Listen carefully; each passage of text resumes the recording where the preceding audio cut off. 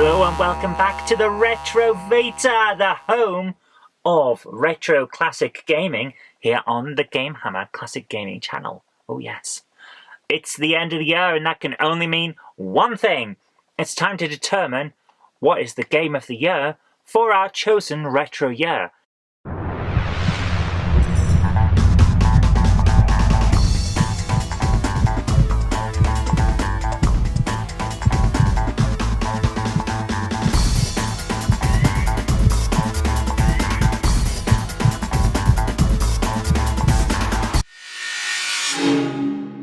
This year it's 1988, and long-time viewers of the channel will know what the rules of this are. We go by the top 3 game systems, whether it's a console or a computer from that year, and we determine which of those games for that system that came out that year and topped the charts gets to be that system's game of the year, and then those 3 games compete against one another to see who will be GameHammer Classic Gaming's Game of the Year for 1988.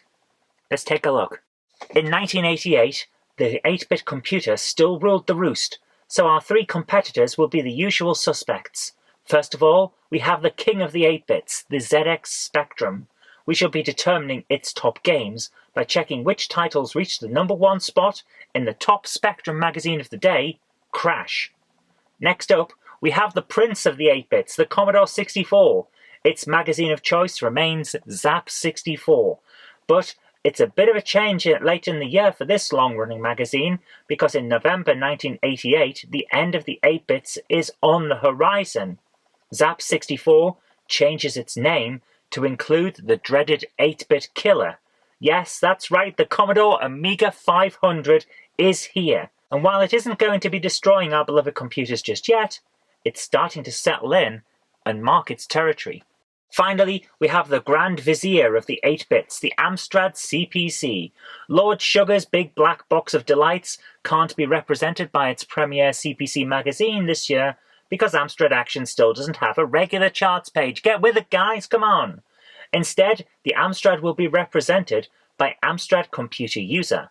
Despite being the official Amstrad magazine and therefore usually disqualified from representing the system on account of the perceived bias, ACU's charts are compiled independently by Gallup, so it does allow it to be here.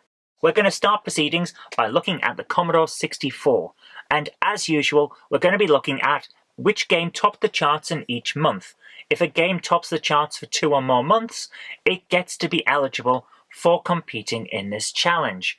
So, what top titles did we have from Zap 64 in 1988? Let's take a look. The Christmas 1987 special issue, which was labelled as January 1988 because that's how publishing works, and no, it was just as ridiculous back then as it is now, has the ever-fantastic Last Ninja in first place on the Zap Readers chart. According to the listings, it also held that spot the previous month, and wouldn't you know it, it's still there in February as well. California Games manages to knock it off the top spot for March, however, which continues the theme we spotted in the Commodore charts. C64 owners in the 80s just couldn't get enough of their sports game simulators, could they? California Games stays at the top in April, May and June too, which means I now have to play this bloody thing because it's a contender. So I hope you can appreciate my plight here, guys, because sports games in the 80s tended to be, let's waggle the joystick back and forth really hard and whoever gets wanker's crabs the hardest gets to win. So, is that going to be what happens with California Games? Watch on and find out. Next up, Shoot 'em Up Construction Kit tops the charts in July, but it's not really a game, is it? Nevertheless, it finally does knock that bloody sports game off the top of the list, so hats off to it. Not that it lasts for long though, cause bloody California bloody games is bloody back at the bloody top of the bloody charts in bloody August. September sees the first major shake-up though, because now the new titles are starting to filter through from the major summer releases. Bubble Bobble tops the charts this time, and still there in October, November and December too. So if we were just going off the total number of months that a game stayed at the top of the charts, California Games would win this hands down.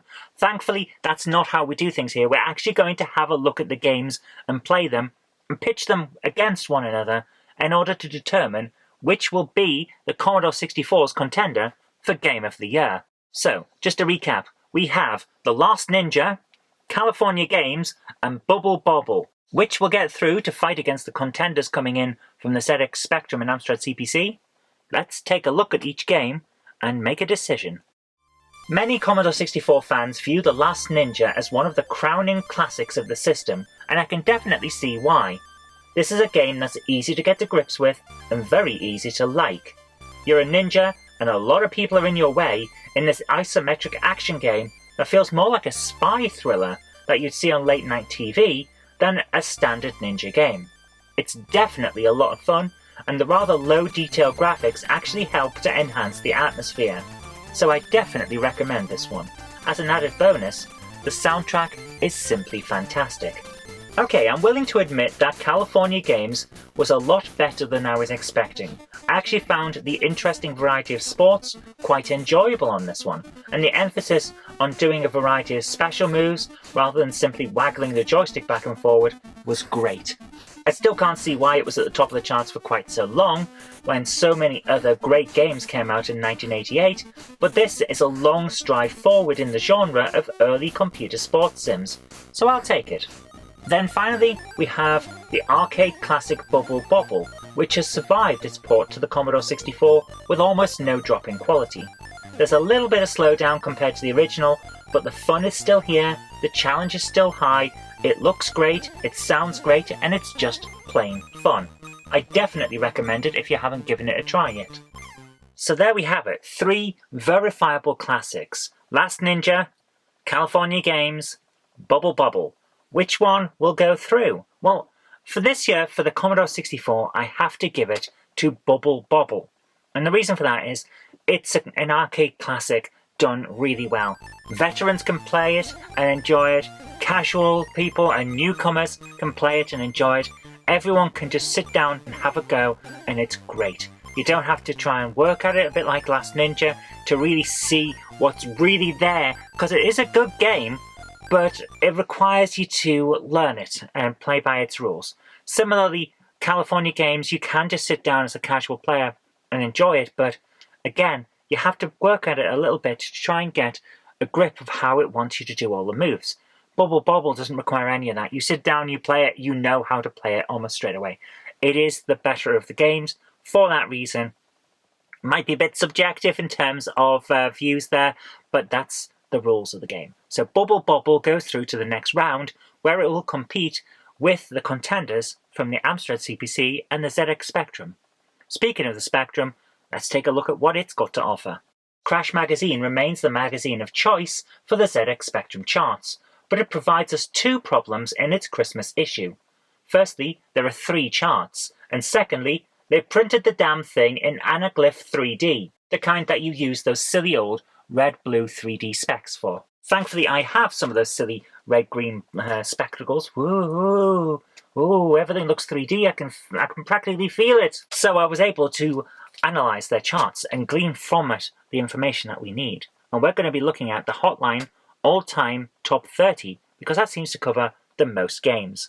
This chart gives us our first #1 spot, which is Match Day, because 80s computer users couldn't get enough of sports. It's knocked right off the top spot in February though, because Exelon takes the lead.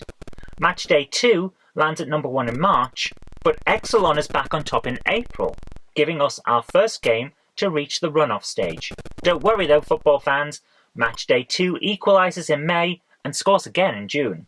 Renegade makes a much needed flying kick to land at the #1 spot in July, but Match Day 2 is back on top in August. There is just no stopping this football classic. Target Renegade takes the September top spot and manages to keep it in October as well, giving us a 3rd game in the arena. November sees Target Renegade manage its 3rd month at the top, but we have a bit of a problem in December because there isn't a reader's chart. Thankfully, the Crash staff have put together their own list of highly recommended software, so we can use that in its place. Just this once though, because if they drop the chart in '89, we'll have to find another magazine for next year's show.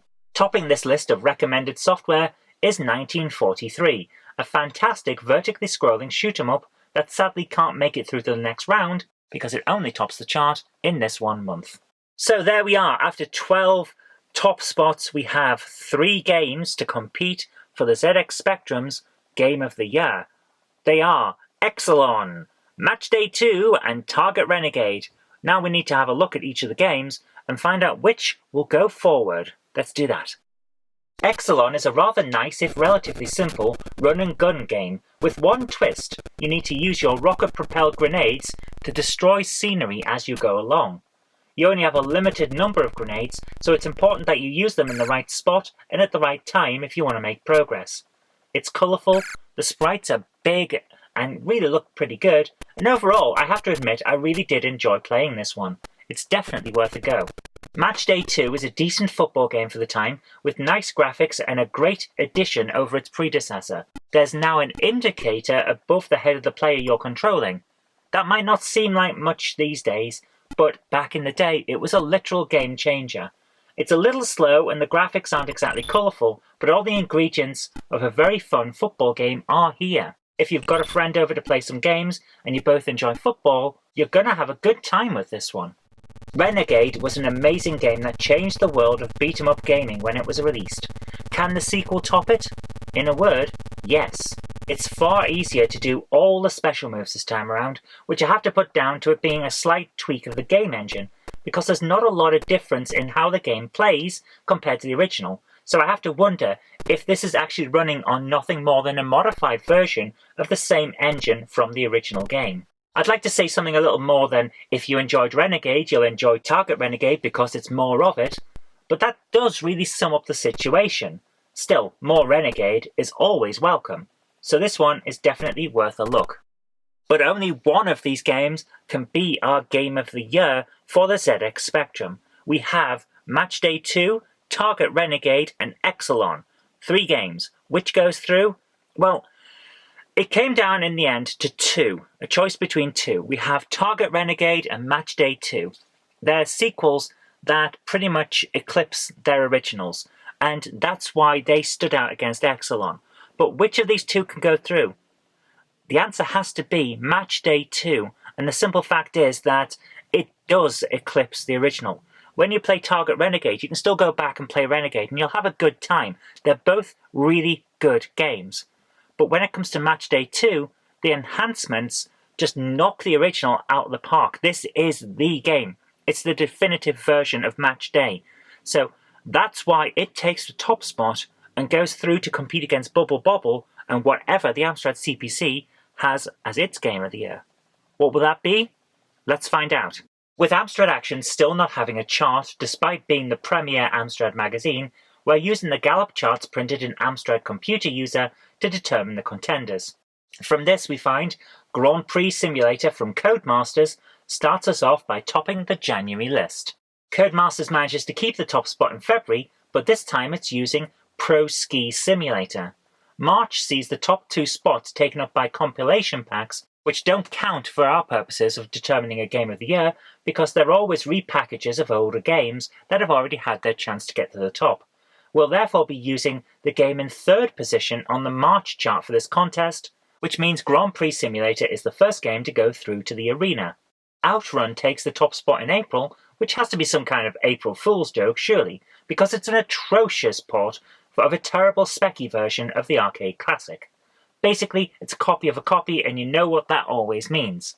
Somehow, it's still at the top spot in May though, so I guess the guys in marketing must have really worked hard. Ghostbusters hits home with a bang in June and manages to cling on into July, but Steve Davis Snooker makes it pocket the black in August, stealing the number 1 position as it goes. Nobody can knock it off the table in September, which means it's through to the arena as well. October sees the arrival of the famous Football Manager 2 on the scene, which lands firmly at number 1 in the charts, and clings on in November too. But its victory can't last forever, because Bomb Jack blows it off the top spot in December. Leave it to the Amstrad to give us quite a challenge. No 3 games here to compete here. Instead we have 5. Oh my goodness, 5! Which 5? Grand Prix Simulator, Outrun, Ghostbusters, Steve Davis Snooker, and Football Manager 2. Which of these 5 games can become number 1 in the arena? Well, let's blow the whistle and find out. Where's my whistle? I know we promised you a whistle, but we had some budget cuts, so just pretend to blow the whistle and we'll fix it in the dub. I can't believe I'm doing this. Here we go. Hey!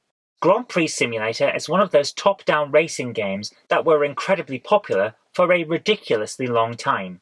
You even saw games like this on the 16-bit systems where they would have been far more capable of showing off something more sophisticated, and far more enjoyable as well.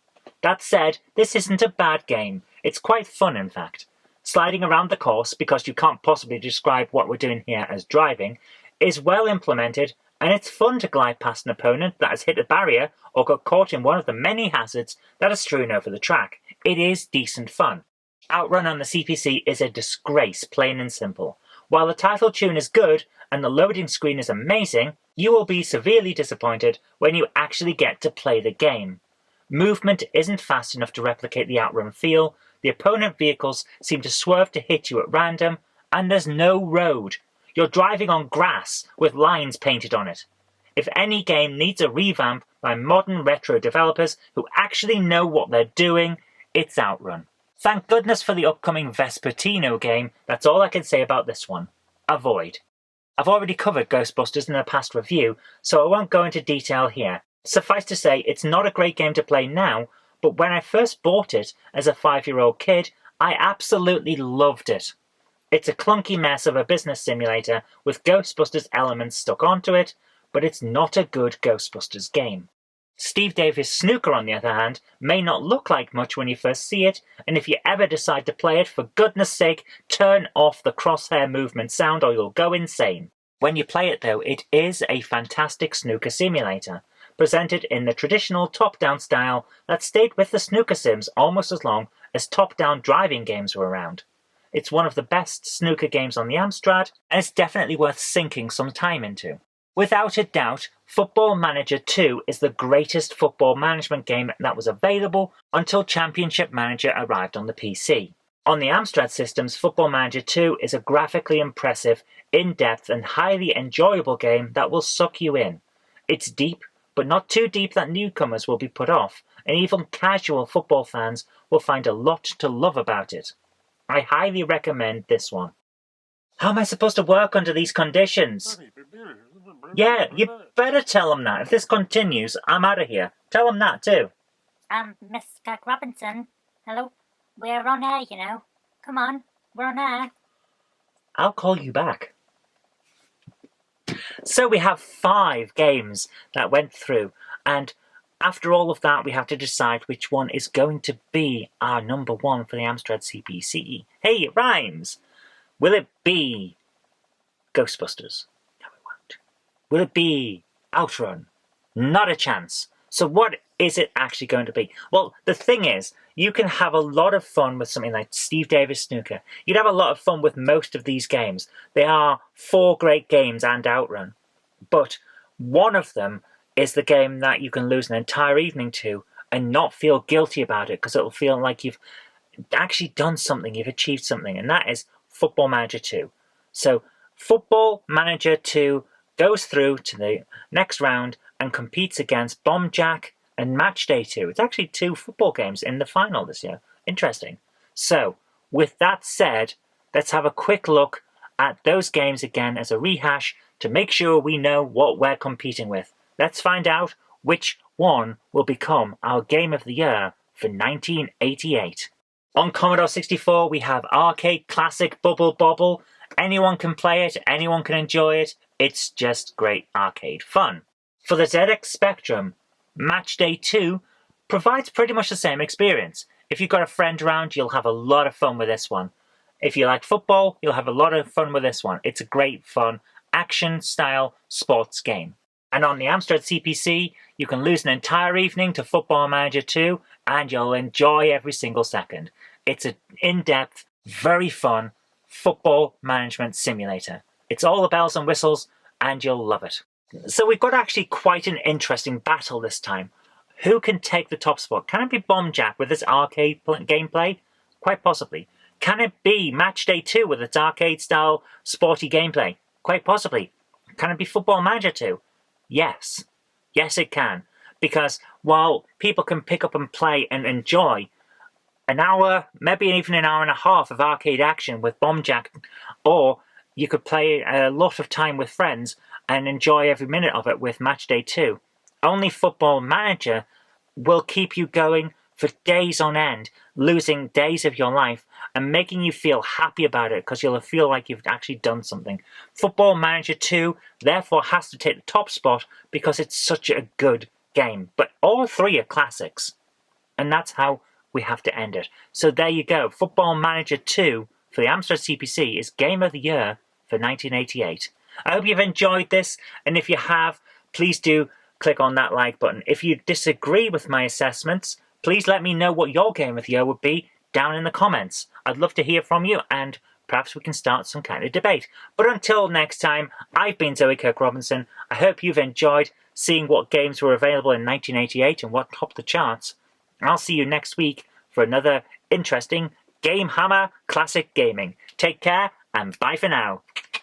If you like the show, please consider supporting me on Patreon. It really does help create future videos. That's patreon.com/Zoe Kirk-Robinson. And I've got an extra special thanks going out to Chief89, Sam Yates, Retro Mickey82, Mo Henry, and George Botterini. Thank you so much, guys.